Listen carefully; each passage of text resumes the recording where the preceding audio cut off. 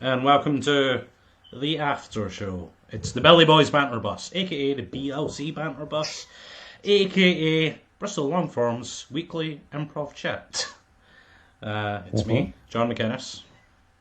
And it's me, John Gallagher Portero. Hello. We have our guest for this week. It's Hannah Cruickshank. Hello. Hannah, you're an improviser with Couch, an improv team, Harold team, more specifically in Glasgow. Although, when's the last time you did a Harold? March. Ah. I think it's true of a lot of Harold teams right now. Yeah, I think so. It doesn't really transfer to streaming, you know? I agree. And we're just going to talk to you about how you do improv, what you like about it, what you dislike about it, etc. so forth. That sounds good, right? How long have you been doing it? What's your backstory, Hannah? How did you get into improv? How long have you been doing it? Okay, so I've been doing improv for, I want to say 5 years. It might be coming on to 6. I was either 18 or 19. I was 18. So it's 6 years. Yeah, and I was getting into a lot of comedy podcasts, like Comedy Bang Bang, and also just listening to interviews with people, like comedians I really liked, who, a lot of them did improv originally. So I was like, hey, I should do improv. I started doing classes in Edinburgh, then formed a team with the class who ran that, the Smoky Monkeys, who I believe John, in fact, in Bristol. Do you remember we came to Bristol? I remember that. We got We could paid talk all about that money. Yeah. Yeah.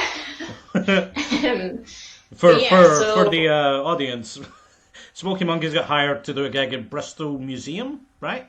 And it was like to go around dressed as like pieces Bristol of the thing. figures. And this was the Spar Corporate Awards, if I remember Yes. correctly. Yes, I was just thinking about it the other day because I think I saw like a Spar truck and I was like, whoa, remember the awards for Spar?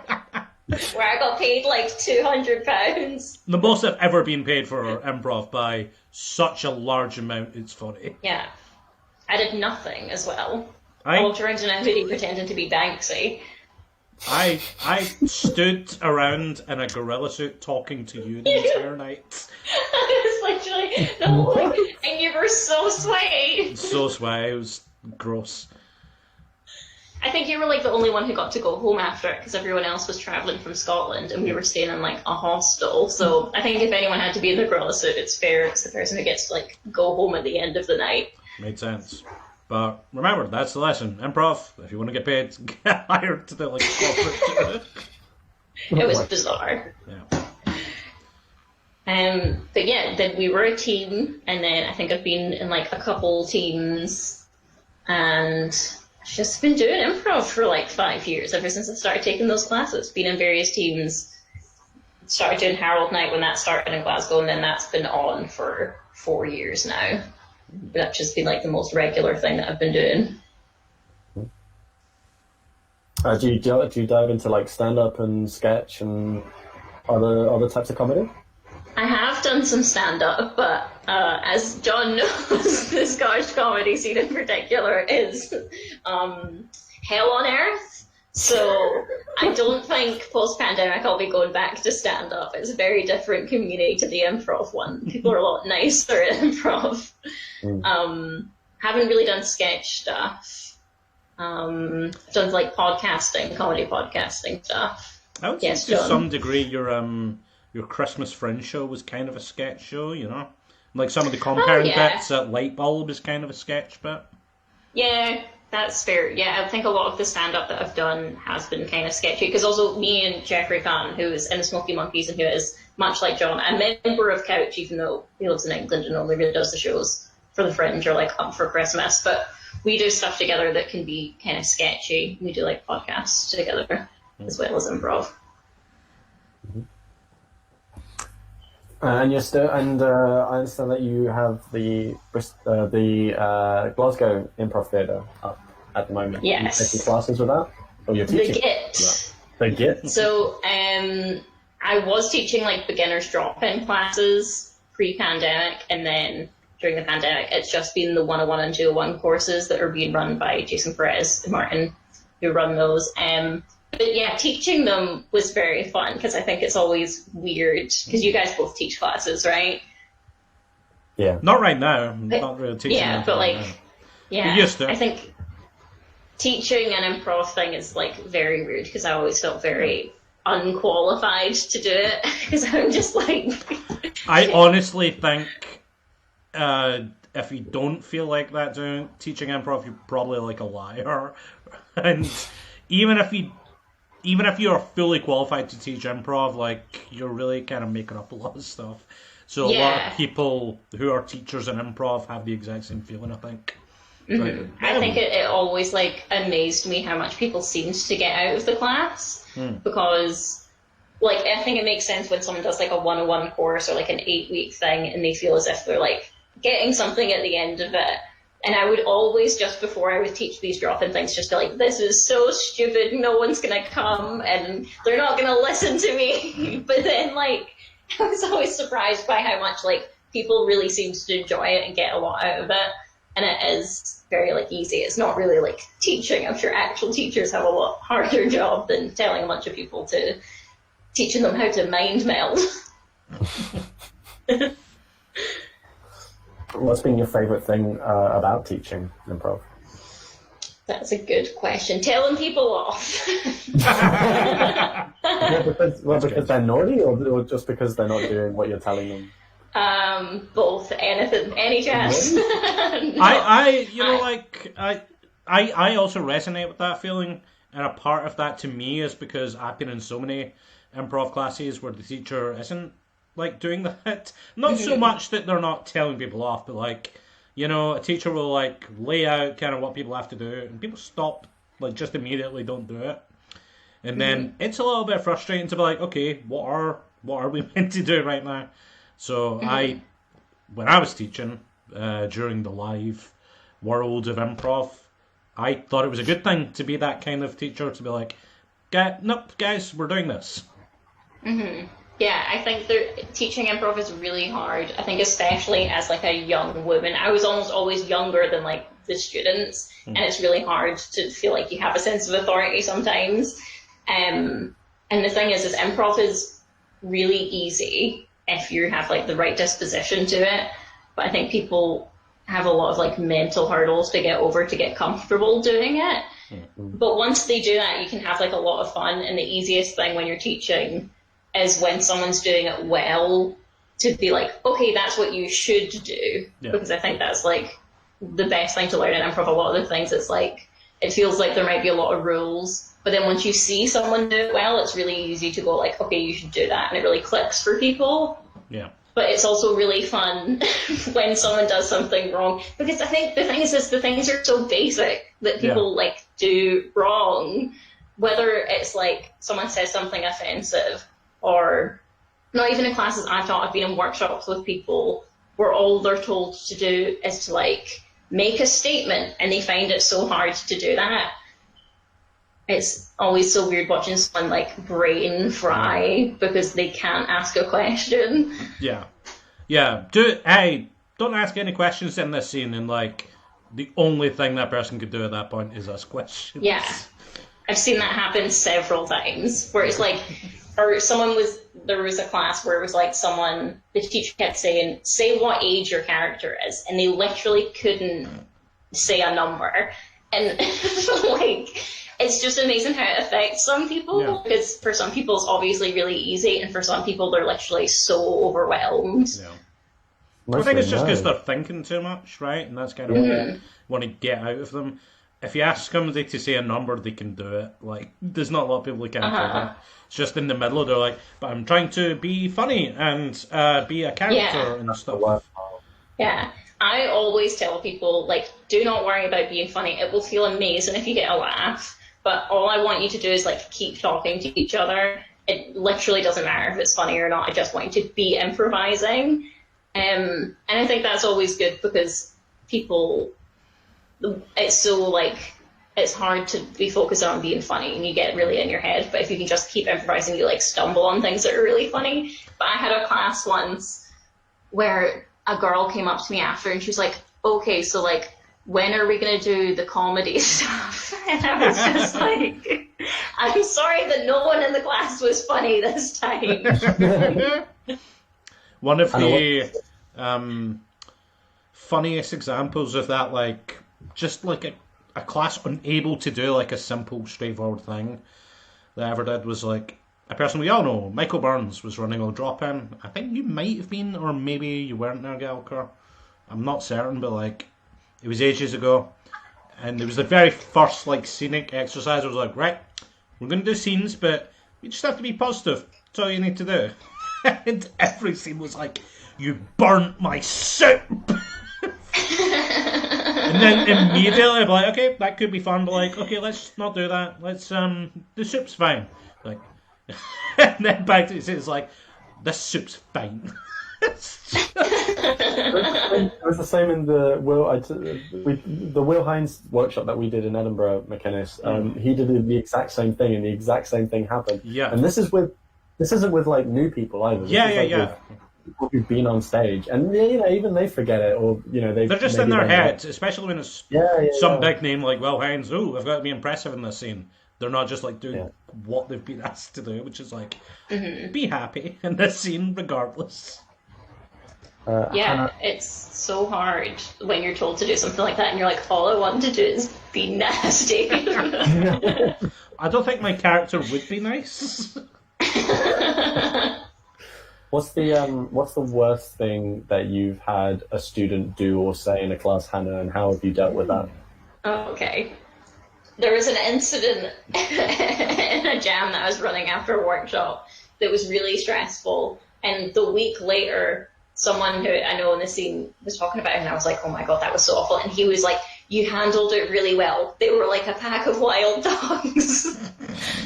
And it was basically just this jam after a workshop, and one of the guys started doing like a slave accent, and he's a white man, obviously, and it was like horrific. But people were laughing, so he kept doing it, and I kept tagging him out and being like, that's not okay. And then he just kept tagging back in, and other people would like tag in and like keep doing it. And it was just a nightmare because people were laughing and they were like, oh, this is good. Yeah.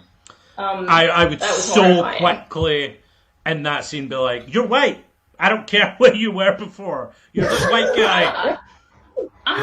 But it was just so crazy because they were just following what they thought was right. But like I would tag them out, and I don't remember exactly, it was like ages ago, but you'd be like, don't listen to that guy, that's racist. And then he's like, oh, but people were laughing, let me do it again. This is my thing. The game is I'm like doing a minstrel show. Yeah, exactly. There's been a few bad things at like jams when people are doing it for the first time, and it's weird because especially in that environment as well, where it's like kind of stopped being the class, and you don't like it was the class, you'd be like, absolutely stop this and fuck off. But you're trying to keep a show on the rails, so you're having to like get them out of that situation and keep the show on the road. It's a very you're also stressful situation. Like you're trying to. I think I'm very in my head about when I'm teaching is always being like, I don't want to force people to be like, I'm going to teach you what is funny like that. I don't think that's ever a part of any class.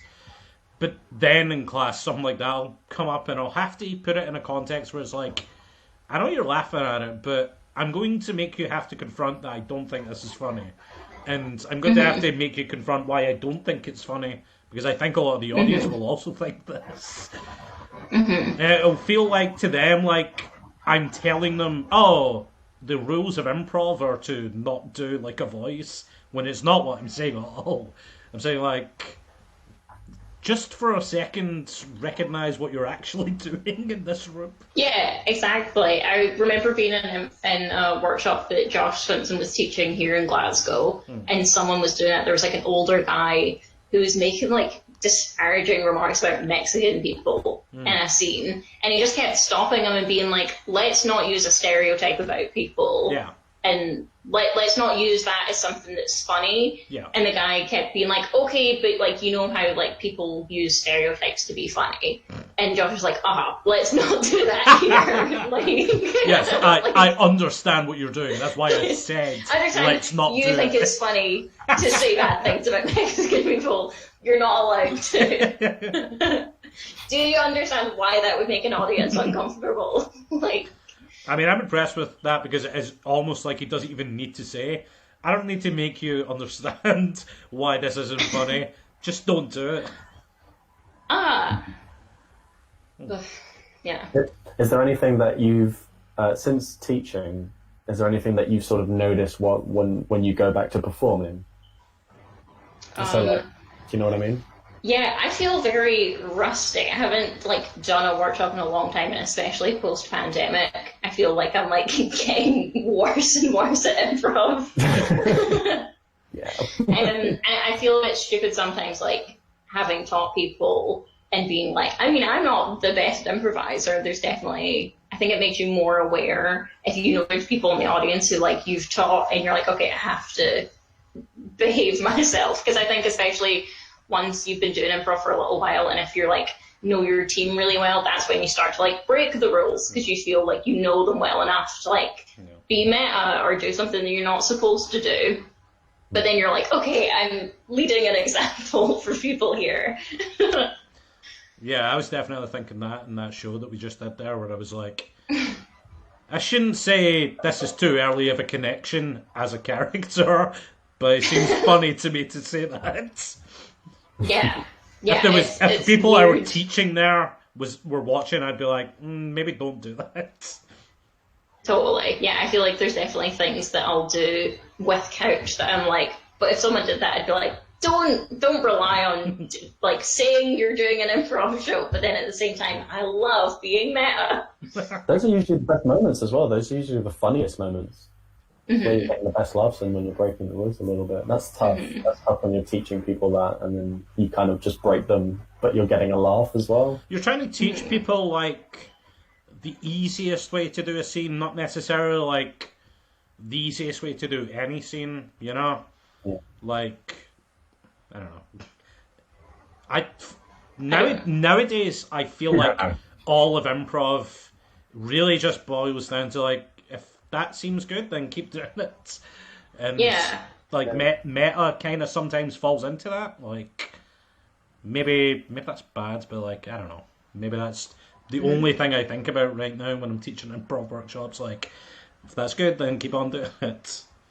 Yeah. Yeah, I mean that's good advice. What do you guys think of the phrase "earning your stripes"? Because I hear that a lot. I hear that from teachers, especially, and from performers. It's they've earned their stripes. They can do whatever they want. I don't know. That's a good question. So I've heard somebody say the following, which I agree with, but it's not. You never actually want to say it to anybody learning improv, which is people who are actually supremely funny and very talented, they can do an improv show and not follow any rules. They're just funny, charismatic people, and it doesn't matter if they're following rules. They're funny people. They beat the system by not fucking. Their brain is just funny, so who gives a shit if they're following rules? At the end of the day, if you're doing comedy, that's kind of what you want. If it's somebody who's playing in a way that's they're selfish, you won't want to play with them.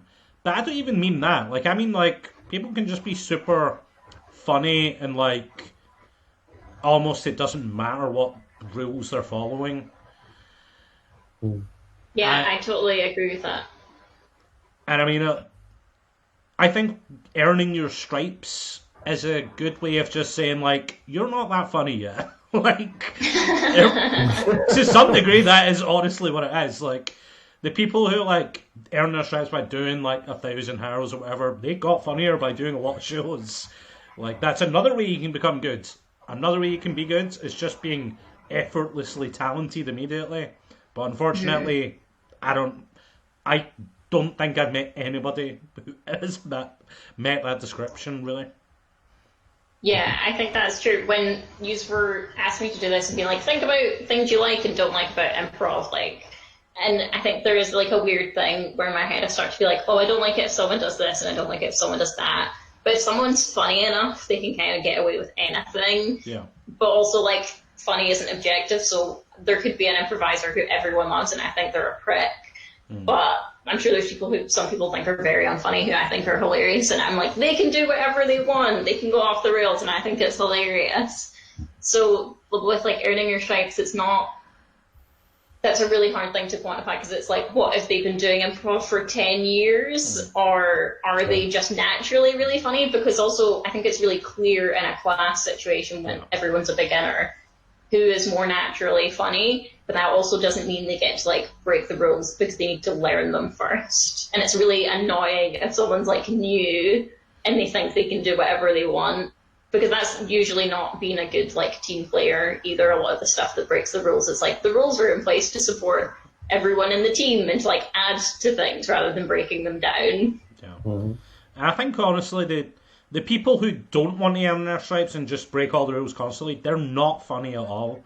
Like, they honestly are, like, bad performers, and they just don't, they feel constrained by what you're asking them to do. But the people who are truly funny, they never feel constrained. Like, they can do Harold or whatever, and they'll just be funny in it. Like, they don't see it as a challenge. That's kind of, I guess, where earning your stripes come from. It's like, okay, get used to being funny and whatever the constraint is, whoever you're playing with, whatever form you're doing. And if you can do that, then you have earned your stripes. You can be funny regardless. But if someone just turned up and they were like so funny to me, I mean, I'm not gonna 100% say this, because actually there's some people who I think come close to this, but they're also good improvisers. But I don't know. If you're super funny to me, I don't really care if you're following rules.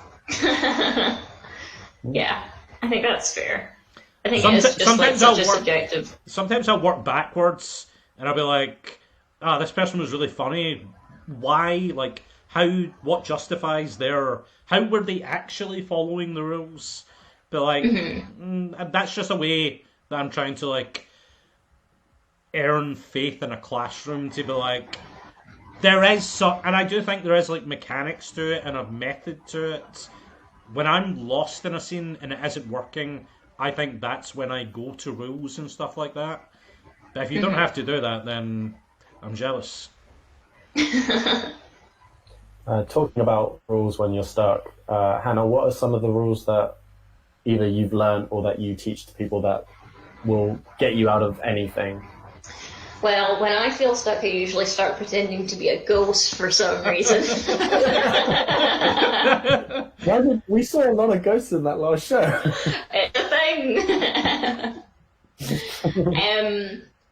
I don't know if I feel stuck. I mean, the rule thing would be just to be like, keep making statements and you will like eventually find something that's funny. And also, I think naturally you want to keep asking questions, but that can be really annoying.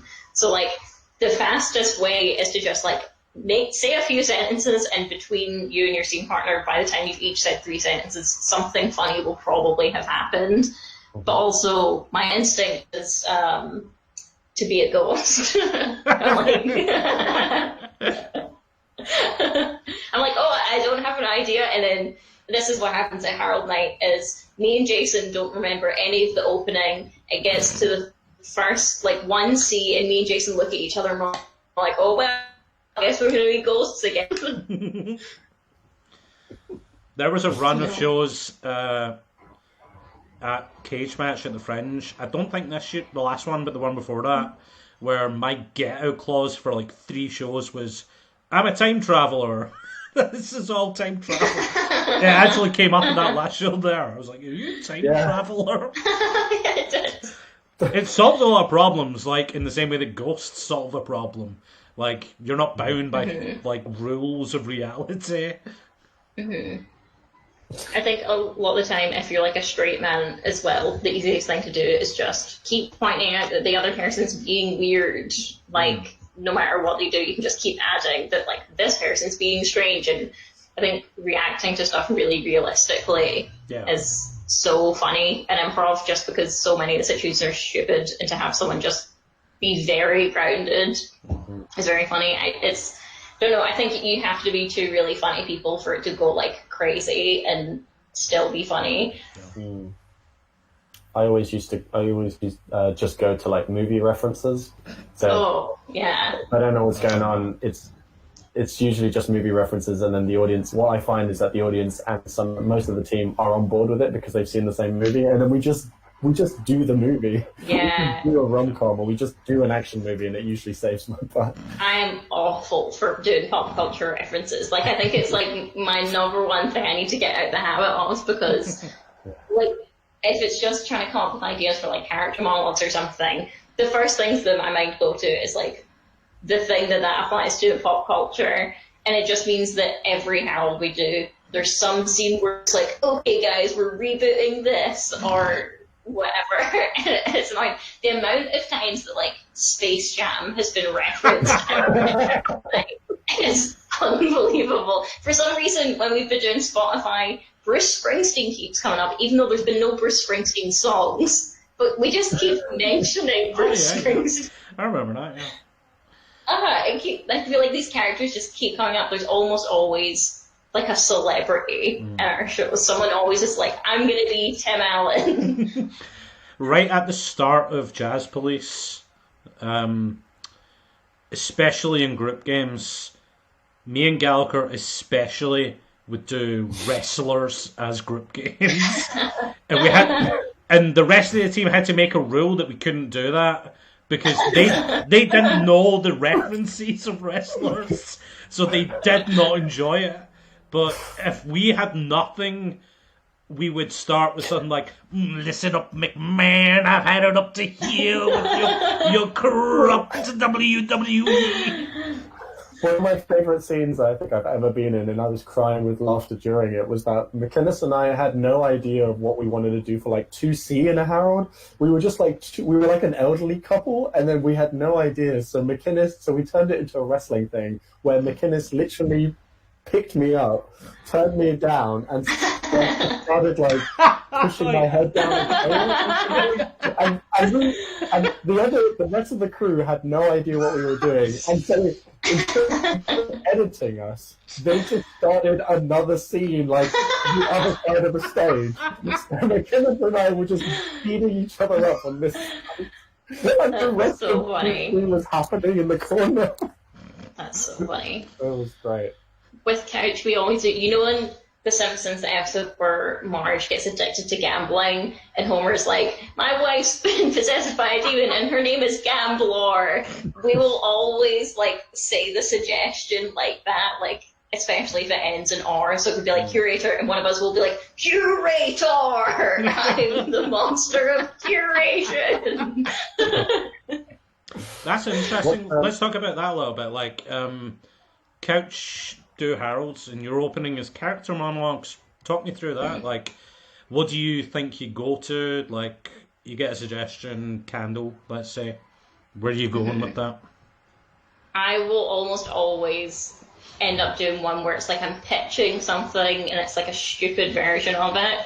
I feel like often we get words as well that it's like really hard to get away from, and you don't, if it's like, say if it's candle, it's so hard to think of like a different way to use that word that's not just talking about candles. I'm still haunted by the Edinburgh Improv Festival one we did for the first year, where we got banana, and I was like, I got nothing for it. I cannot stand a food suggestion. That is such a pet peeve of mine. But yeah, I think I'll often go to like pitching something, or someone who owns a business to do with that, and it's like a stupid business and I'm trying to defend it. Like, yeah, I don't know. It's rough as well, because I think there can be, when you have a team where you all have a similar sense of humor a lot of the time, someone will think of something that you're like, that was my idea, and then you're like, I have to very quickly think of something. And especially because Couch is a really small team, we've started having guests, but like, you know, for a long time, me and Jason and Martin were just doing a 3-person Harold. So we were like, we each have to do at least 2 character monologues, if not more. So when you're struggling for that second idea, you're just like, oh, fuck, I'm going to say something so stupid. Yeah. but at the same time, it's like, I don't know, I don't know. That's hard. You get so much more out of like a monologue or a living room, but we did that so much when I was like starting improv that, I don't know, it almost feels like too easy to do that. Character monologues are hard for me. Like, I find it hard. Sometimes it feels like you're being asked to pitch a premise off of words, which I don't like. I'll come out and just try and be like a character that is not necessarily funny. And hopefully I'll say something that has something funny in it, but I find character monologues like one of the harder ones to start with. Like, it's almost easier to just get a word and start doing a show, like, that's not a Herald, like if you're doing a Slacker or something, and you just get a word and go, it's easy to do, but when you're doing a Herald and it's just a word suggestion, you're like, I need at least 6 distinct ideas off of this word. It's very challenging. Right. I think we got... What's an opening that you haven't tried yet but you really want to do? I love a sound and movement one. I think we've done that like once. John loves it. And I don't know, we started doing invocation a little bit before this. And I love an invocation thing because I think the audience is always so thrown by it. Yeah. They're usually not expecting it because usually when we do Herald Night we have another team who usually does like a living room or monologues, like a very easy to follow opening, and when you do invocation, the audience is like, what is happening? What's one you haven't done, McInnes, that you really want to try? I haven't done that I really want to try. I've done a lot. Like, I went out of my way to do a bunch of them because I wanted to learn how to do them.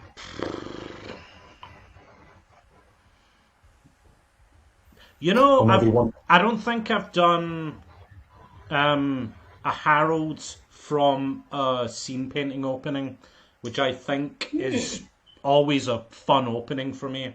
I like scene painting a lot, especially if I get to do it like very genre-y and movie-like, you know, because I like that form a lot. If I did that into a movie, I think I'd have a lot of fun with that. How do you think doing Spotify as like a way to start a scene? That is very easy to some degree, but I never, kind of like the character monologues, I never put it on myself to have a premise immediately. Like, if I've got one from a song, I'll start immediately, but if not, and nobody else is coming out and I haven't initiated anything, I'll just start with, like, you know, if it's a country song, then we're farmers or something, we'll find something. Yeah, the music does so much heavy lifting if no one has an idea, because there's like a vibe set, even if there's no idea. I don't feel... I think if you come... There's almost no songs that I've heard that have been like, I don't know how to start. Apart from like Beard's whooshing, but even then... Yeah, the thing I don't, in some way. The thing I don't think I've done yet, but every 3 or 4 shows I do get into my head, I want to start with like, right, I'm going to fuck with this group by putting this song in the suggestion. I'm a little asshole. That's honestly what I'm thinking. Like, this guy just wanted to be an asshole for some reason. I just find it hard. I feel like there'll be often a song that either sounds silly, or a lot of times you just get like an acoustic guitar like strumming, and I have no idea why the person's fixed this. And your first instinct is always to be like a songwriter, and I'm just like, don't do music for the music show, do something else. Yeah, I think that's a good tip. What are some scenes for both of you that you've just done so many of those types of scenes that you were just getting really sick of it? Because McInnes and I were talking before recently about we're both at a point when we do shows together where we kind of know what we both like in scenes, and we try to not fuck with each other, but we try and move away from the obvious. We try and have a bit more fun in scenes. So what is, like, for example, doctor scenes? I'm getting kind of sick of doctor scenes at the moment. I just want to try something else. Maybe not a doctor's waiting room, but I don't know, something different, like a dentist's or like a brain surgeon. Yeah. A brain surgeon. Philadelphia. I find it really hard to do a scene where someone has started and they're doing like a really strong accent, or they're like pretended to be in space or something like that. Yeah. I find I'm so much more comfortable doing something like a doctor's office, or like I'm their therapist, or it's a job interview, or it's HR, or we're in a shop.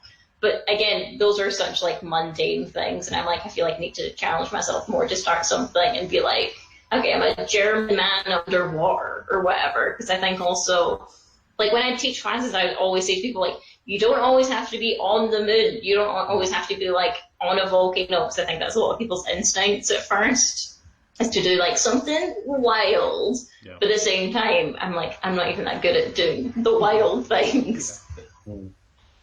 I mean, I think we've talked about this, but I basically can't do pitch in group games anymore. I hate them with every fibre of my being. They have such a low hit rate in my mind. Nobody listens to each other. Like, we all just like pitch vaguely the similar things, but like nobody is a character during it. And it's such a safety move. I hate it. I'm also getting to that way too with like press conference group games too. Like I just can't. Especially in Jazz Plays, we've talked about this, how we always have the problem that we all go off stage and then getting on stage is fucking impossible and we don't know how to edit it. Apart from someone who'd be like, "Scene!" or some fucking shit. But Jazz Plays have like we have a weird editing thing, so it just makes it harder for us if we start doing that. What's yours, Scalper?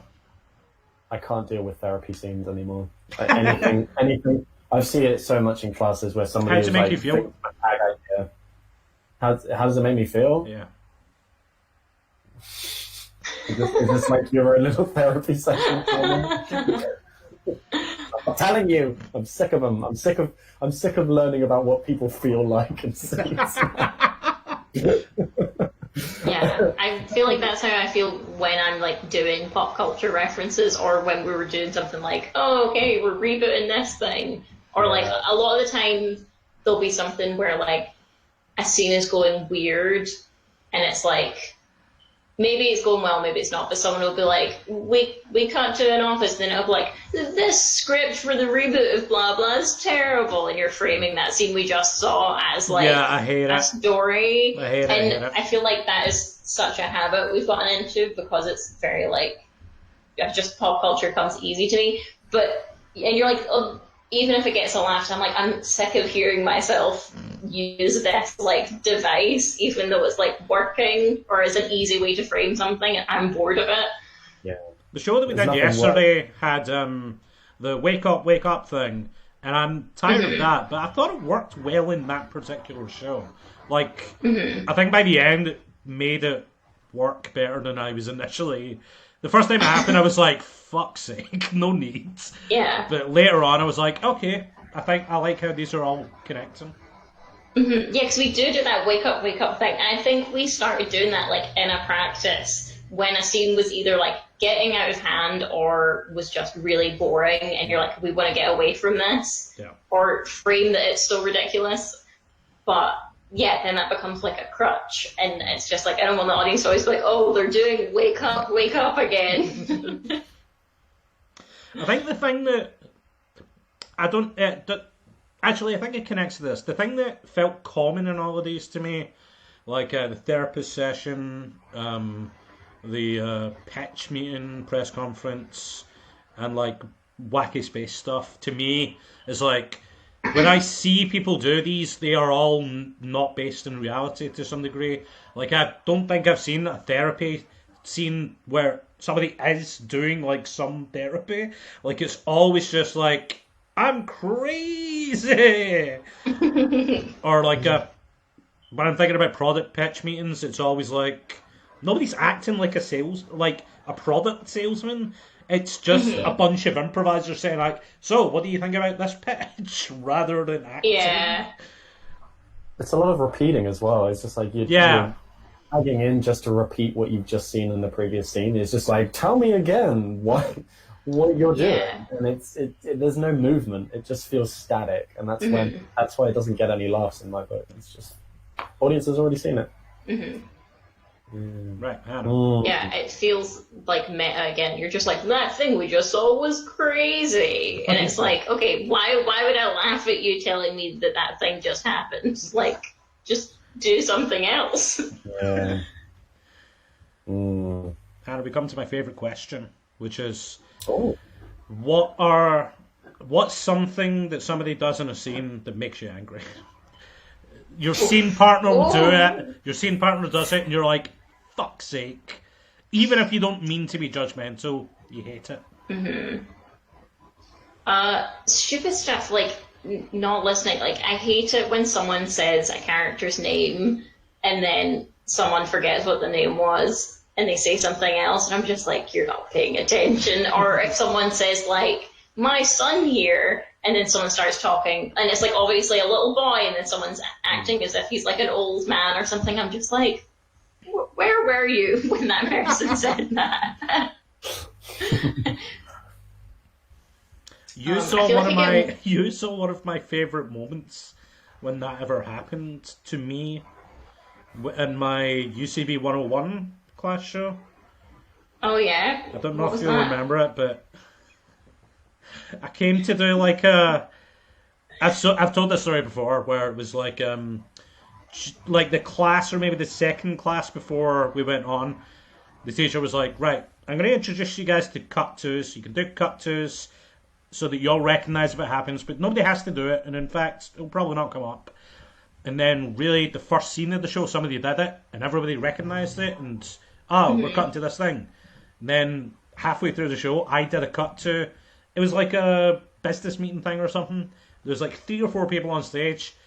I walk out, I was like, we cut to this manager's home with his son, and everybody sitting at the imaginary table turned around and was like, your son's in the meeting? Yeah, you always just want to be like, well, fuck me then, when that happens.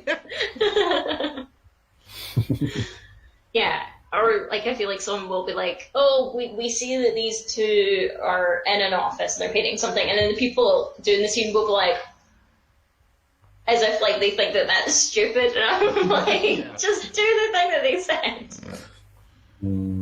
Yeah. Like, seeing judgment on stage really pisses me off a lot. Like, one of the worst. I've given this note to people, and it's something that drives me mad as an audience member, when it's like reluctant peeing a podding, where somebody says like a dumb shit justification, and then the person on stage chooses to accept it, but you can see they hate it. They're like, okay. Yeah. Like, you could have just been a voice of reason if you think that sucks. Like, it'd probably work, but you decided, okay. Yeah, I feel like that's the exact type of thing that, like, if I think someone's funny enough and they look at their fellow improviser like they think they're stupid, I'm like, oh, that's hilarious. It could and if work. I don't like the person, I'm like, you're ruining the show.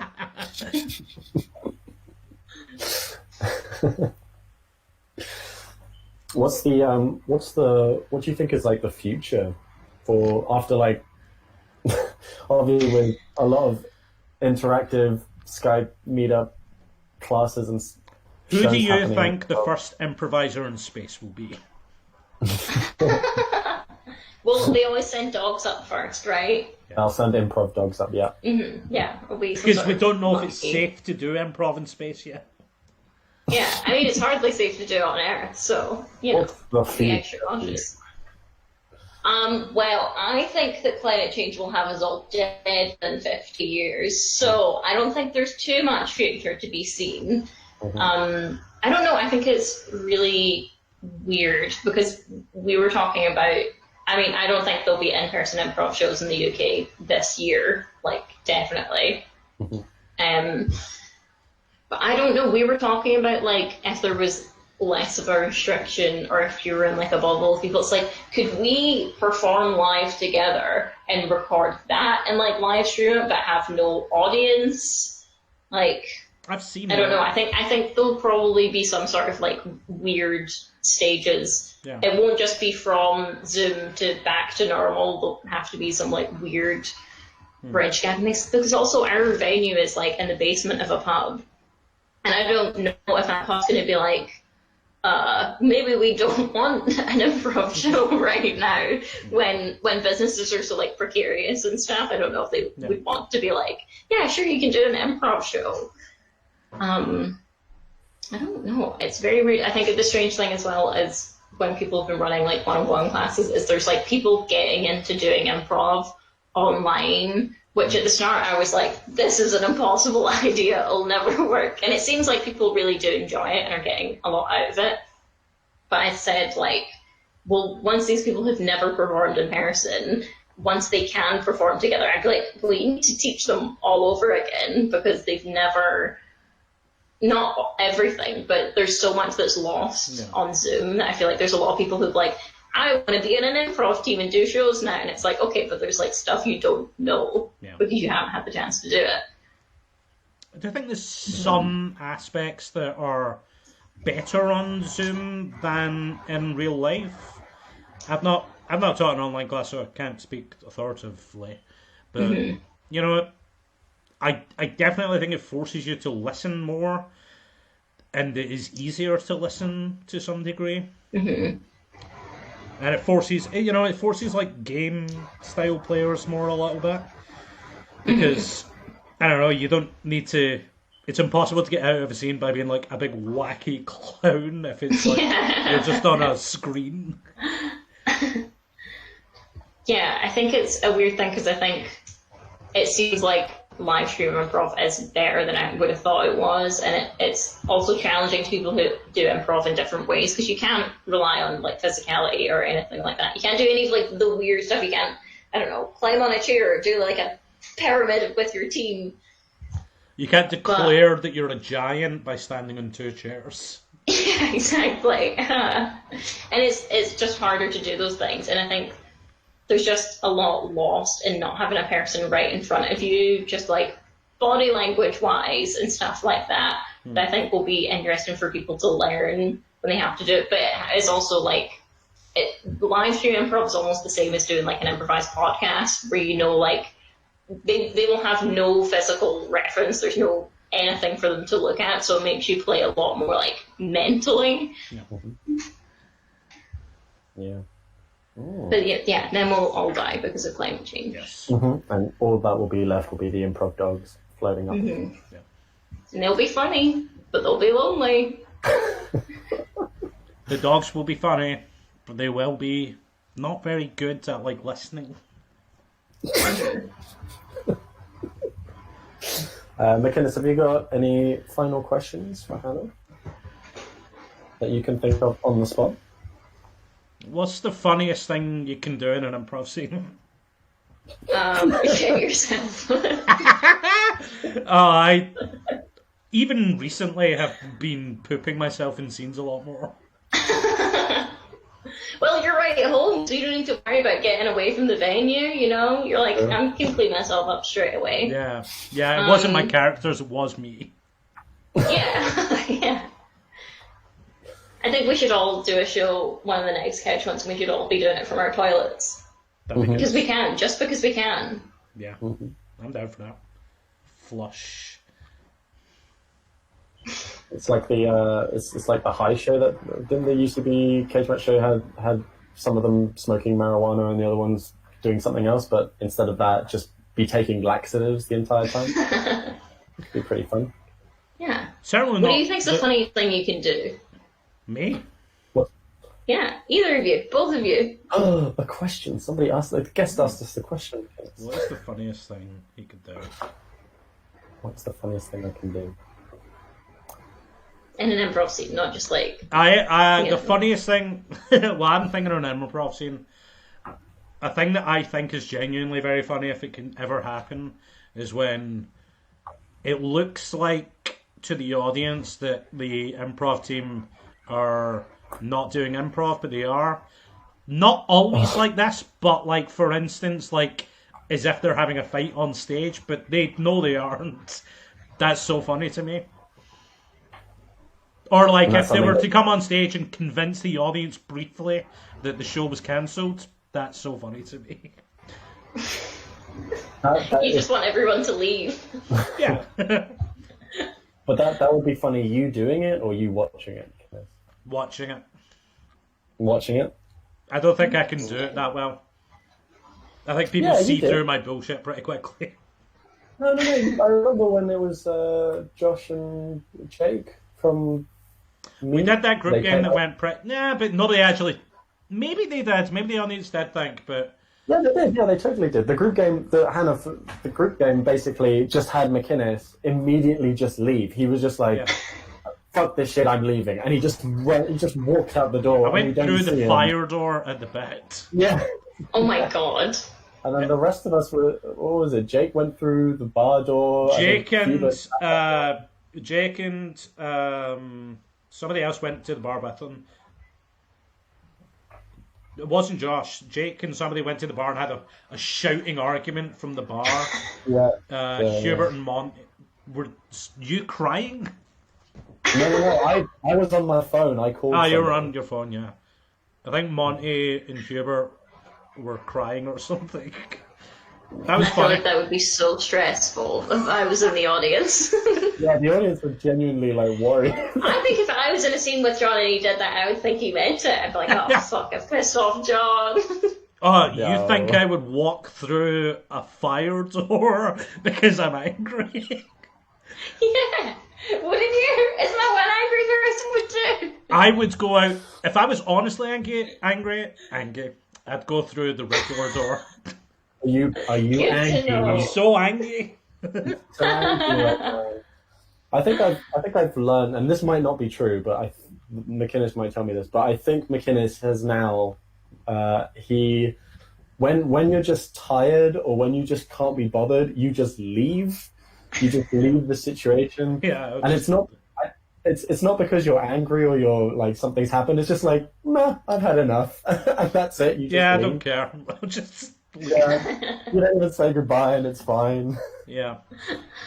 And yet you don't think I could believe that you would just walk out through a fire exit door. In the middle of an improv show, to be like, I I'm don't fed know. up with this team. Oh, like theatre. I'm not a drama queen, which is what that move is. I am like I would like do the rest of the show with a more glum expression and probably edit And then pretty quietly quickly. go away. And I'd be like, okay, good show, guys, and just walk out. Okay, good to know for the next Fringe. Yeah. Oh, I'm sure I've done it. Elder, at the what's the Fringe. funniest thing you can do or watch? Is the question. Funniest thing someone can do or you can do? Something funny that you can do or watch. What's the The funniest thing? funniest thing. What's the funniest thing that that I can do or I can see?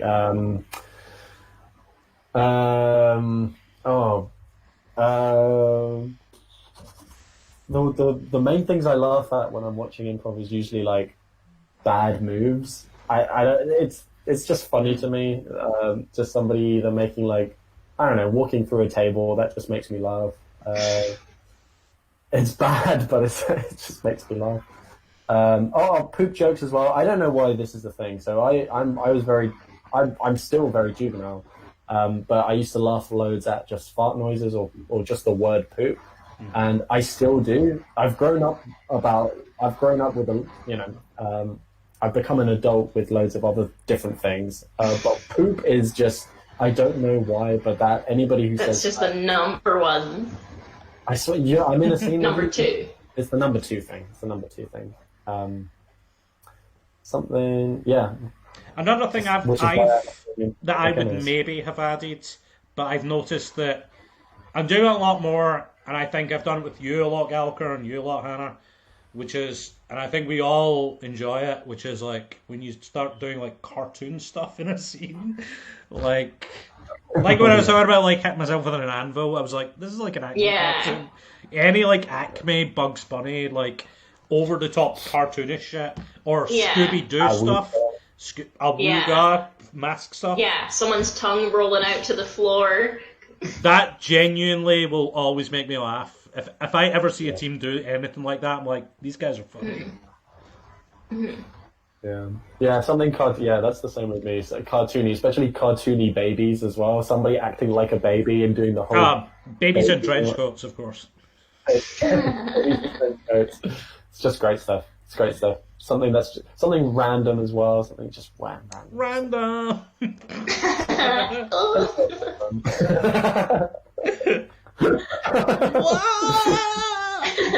Hello, it's me from the Improv Chimp. Thank you, Alistair Green, for making one of the most haunting videos I've ever seen. Well, I think that is it for the chat. I think that's it. That is our show. Thank you, Hannah, for being part of it. Thank you for answering our questions and being all round great. Thanks for having me. Thanks for asking the questions. It was wonderful. Wonderful to have you on. Hannah, would you like to plug all of your stuff again?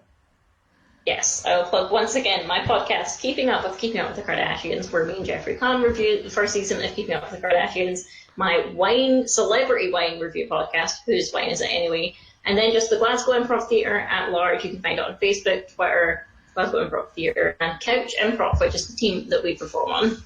Ooh. Who do a Spotify show every Tuesday on Facebook and Twitch and all those things. That's it. Mine's is Twitter, Liebot, LYEBot. Let's move on. Well, then I will plug Jazz Police, our Harold team. We are so we're not doing anything, but hey, check us out on Twitter and Facebook. Also, check out the rest of Bristol Long From Comedy stuff. We do updates on we're posting videos that we like. We also have guests who we do shows with and chats with. Find us here on the YouTube page, and that's it. That's it. Another banter bus has rolled on the panel. All aboard! On the way.